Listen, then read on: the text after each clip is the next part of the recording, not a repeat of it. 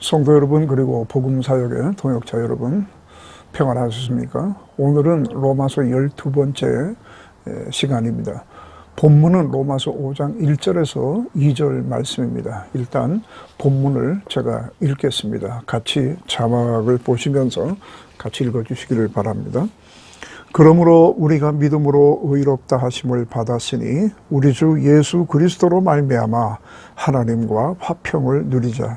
또한 그로 말미암아 우리가 믿음으로 서 있는 이 은혜에 들어감을 얻었으며 하나님의 영광을 바라고 즐거워하느니라. 아멘. 오늘 이 본문은 지금 읽었다시피 그러므로 우리가 믿음으로 의롭다 하심을 받았으니 라고 하는 구절로 시작이 됩니다. 이것은 그 다음 설명을 하기 위해서 지금까지 바울이 증거한 구원의 원리를 한 줄로 요약을 한 것입니다.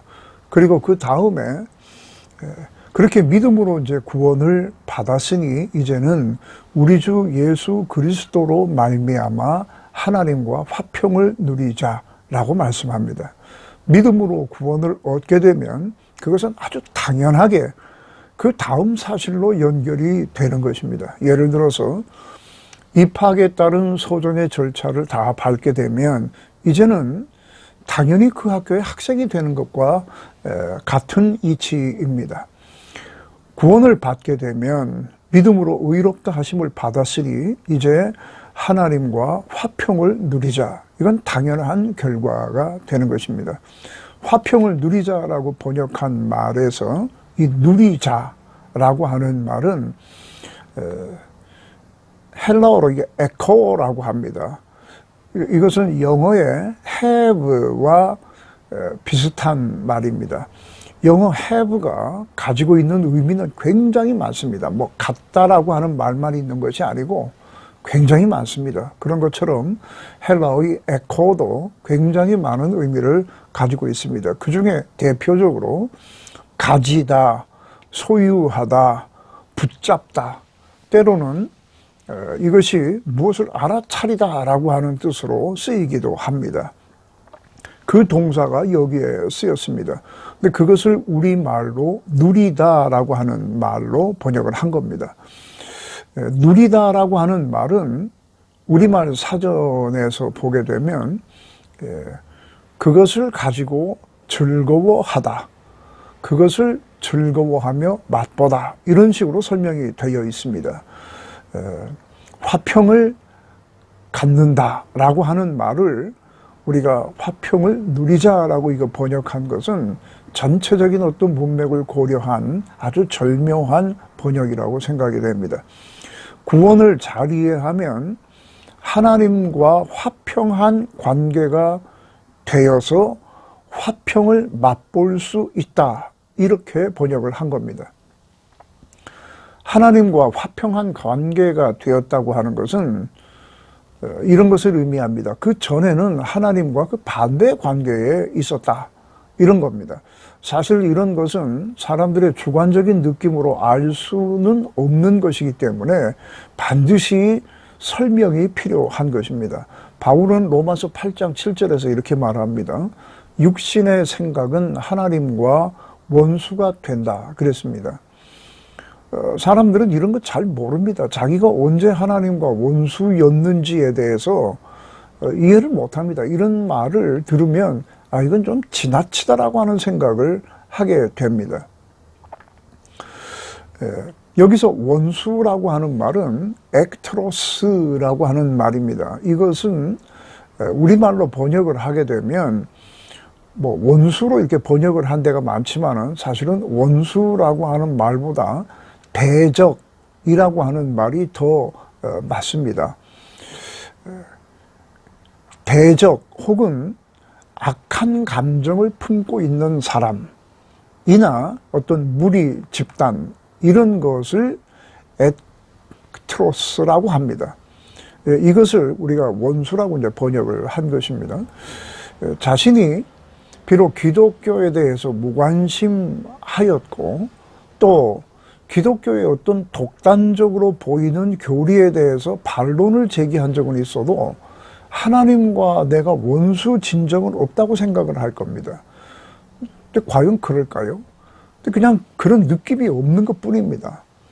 거듭나지 못한 죄인의 공통점은 바울이 이미 말을 했듯이 불의로 진리를 막는 것입니다. 적극적으로 그렇게 했던, 소극적으로 그렇게 하였던 헬라인이나 유대인이나 모든 사람이 다 그렇게 했다는 겁니다. 단지 죄인들에게는 그런 느낌이 없을 뿐입니다. 여러분, 그 신문이나 TV 뉴스에서 우리는 반사회적 경향이 아주 심한 자들의 범죄 행위가 보도되는 것을 봅니다. 반사회적 성향이 뚜렷하고 또 실제로 그런 그 악행을 한 사람들 중에는 그것이 반사회적인 것이라고 하는 느낌을 갖는 사람이 거의 없습니다. 이런 성향이 강하면 강할수록 오히려 그런 의식이 없습니다. 그들은 자기 자신이 그냥 하고 싶은 대로 했을 뿐이고 또 그렇게 할 수밖에 없었던 원인이 자기 밖에 있는 어떤 사회에 있다고 생각을 할 뿐입니다. 그러니까 그런 느낌이 전혀 없이 반사회적이라고 하는 것입니다. 그런 것처럼 하나님과 원수라고 하는 그런 느낌이 전혀 없이 원수로 행할 수가 있다는 것을 말씀드리는 겁니다. 느낌은 때로는 참 우리에게 소중하게 다루어져야 할 때가 있습니다만은 그 느낌 때문에 자기 자신이 속는 경우는 허다합니다. 예수 그리스도를 십자가에 못 박은 사람들도 그런 자신이 하나님을 대항하는 원수로 행하였다고 하는 사실은 꿈에도 생각하지 못했을지도 모릅니다. 오히려 그것을 하나님이 자신에게 주신 사명이라고 생각을 해서 더욱더 앞장서서 그런 일을 했을 수도 있습니다. 그러나 그 오순절 이후에 성령께서 강림하시고 나서 사도들이 설교할 때에, 즉 이와 같은 설명을 할 때에 그것을 듣고서야 비로소 그들은 어찌할 거라고 했습니다. 그때 깨달았다는 겁니다. 자기 자신이 어떤 상태에 있었는지 무슨 짓을 하고 살았는지를 그때 깨달았다는 겁니다. 그때의 그런 느낌이 들었다는 것입니다. 이렇게 하나님과 원수 관계에 있으면서도 그런 사실을 모를 수가 있습니다. 지난번 설교에서 말씀드린 것 같이 그러면 모르고 그랬으니까 죄가 좀 가벼울 거 아니겠는가라고 하는 생각도 할 수 있습니다만은 이것은 지나치게 자의적인 변호일 뿐입니다. 로마서 이 시리즈를 계속 들으신 분은 로마서 1장 28절에 있는 말씀, 그들이 마음에 하나님 두기를 싫어하매라고 하는 이 구절에서 제가 거듭거듭 반복해서 강조했던 것을 기억하실지 모르겠습니다. 마음에 두기를 싫어했다고 하는 말은 헬라어 도키마조라고 하는 말이 거기 들어있는 거예요. 즉 이리저리 시험을 해본 후에 흔들어 보기도 하고 땡겨 보기도 하고 밀어도 보고 하는 이러한 실험을 해본 후에 버리기로 작정했다는 뜻입니다.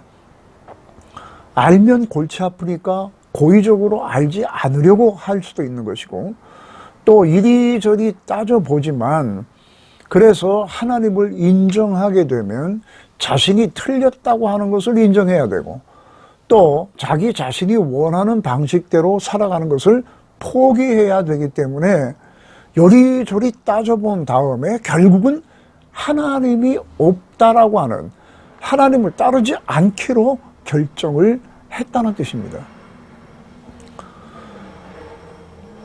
그리고 자신의 영혼과 자신의 삶의 영역 속에서 하나님의 뜻이 이루어지는 것을 회방했다는 겁니다. 그 회방의 도구는 불의였습니다. 불경건이었습니다.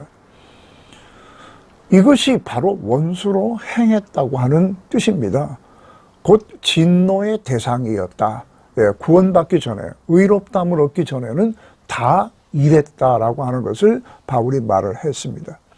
그러나 예수 그리스도 안에 있는 속량을 믿음으로 의롭다함을 받았기 때문에 더 이상 하나님과 원수의 관계, 즉 진노의 대상이 아니라 하나님과 화평한 관계에 놓이게 되었다는 겁니다.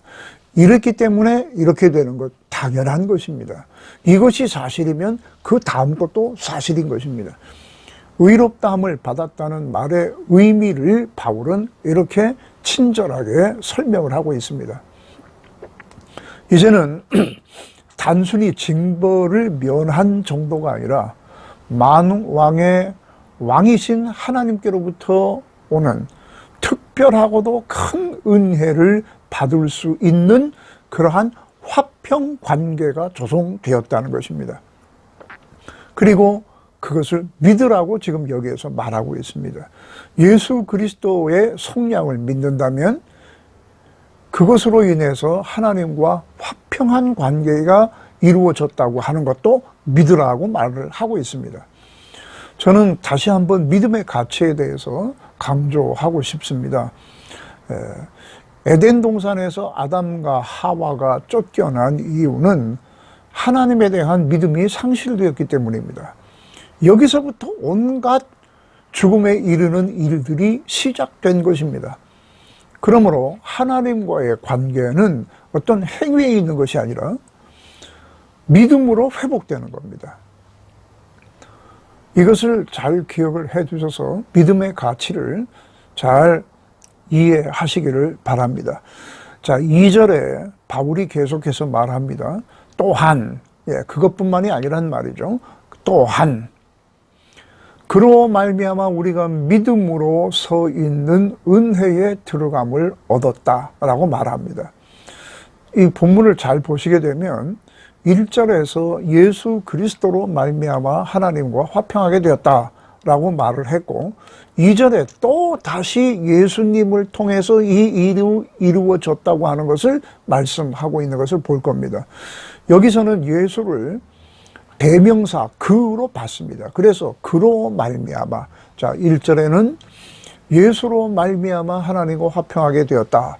2절에는 그로 말미암아가 또 다시 반복되면서 그로 말미암아 우리가 서 있는 이 은혜에 들어감을 얻게 되었다라고 말을 합니다. 예수를 강조하고 있는 것이 눈에 보입니다.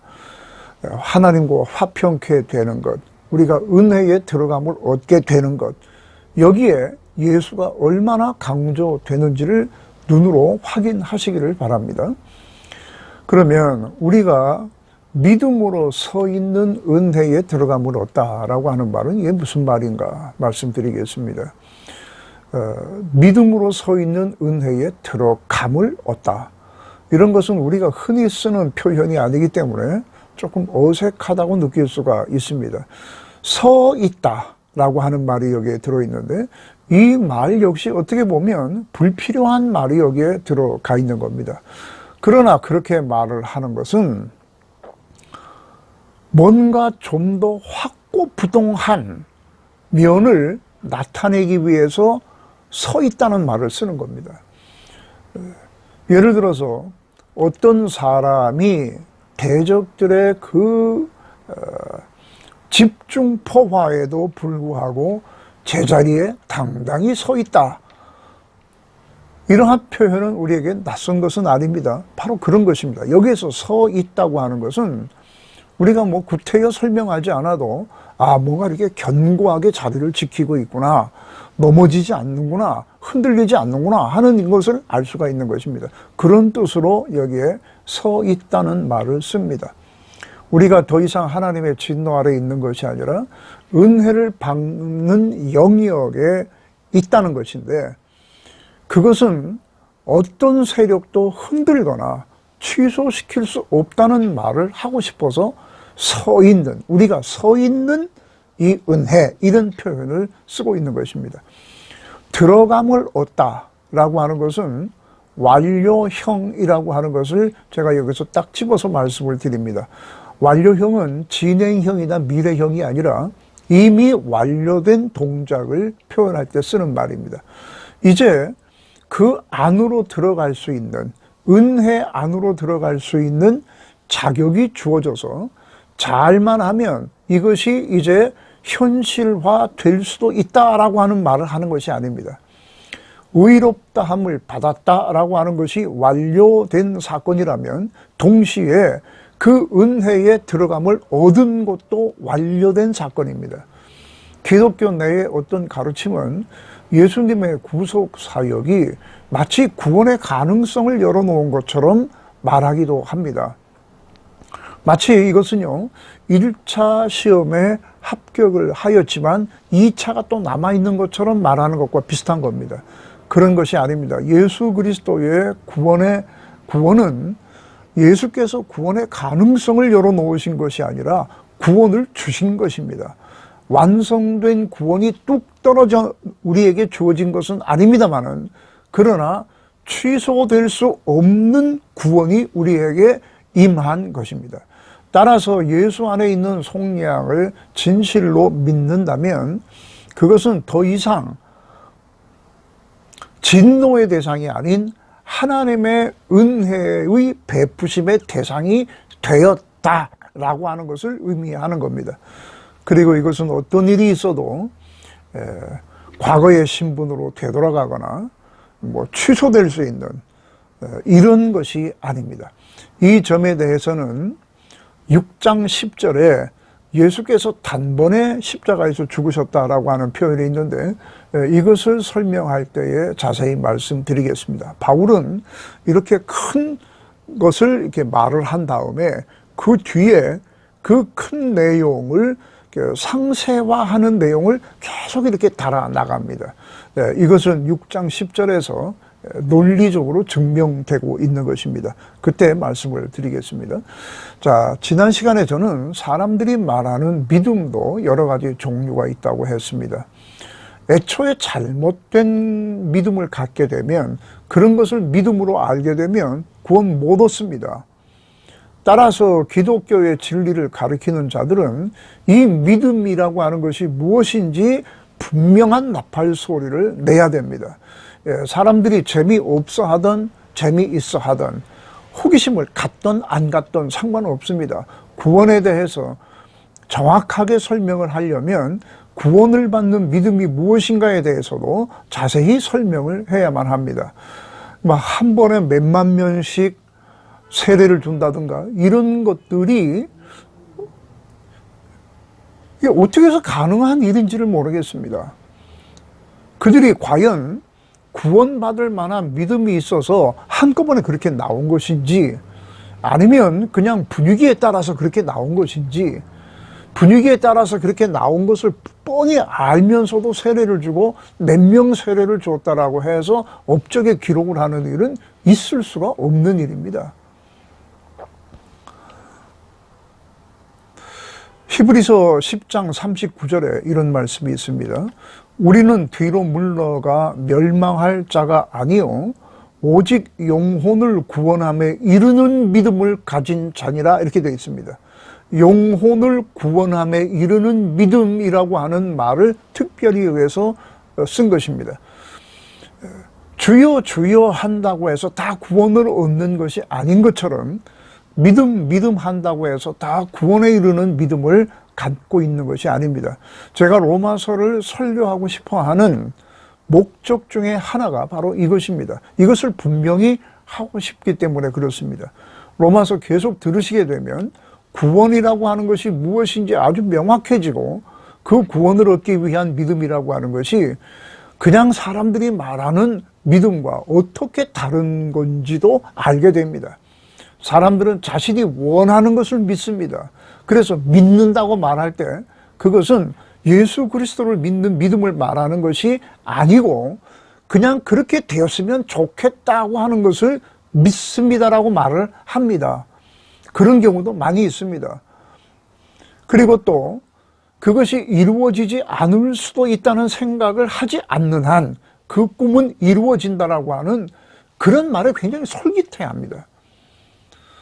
그러나 이런 것이 구원을 얻는 믿음하고는 관계가 없습니다.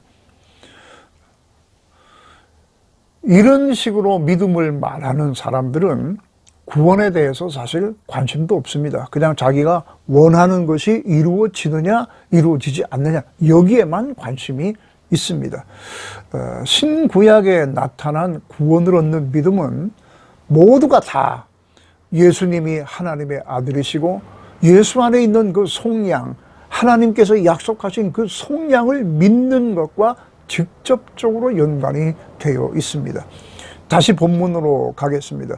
구원을 받았다고 하는 것은 우리가 서 있는 은혜로 들어감을 얻은 것을 의미하는 것입니다.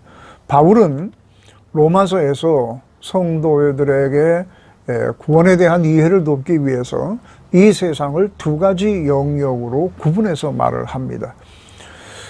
하나는 영적인 것이고 하나는 세속적인 것입니다.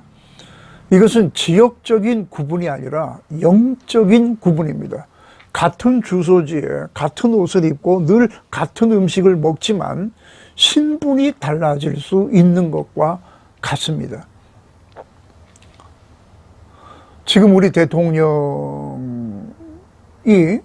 대통령으로 당선이 되면 대통령 당선자이고 그리고 선언을 하면 대통령이 됩니다. 그러나 그 전에 입었던 옷 입고 그 전에 입었던 집에서 출퇴근하고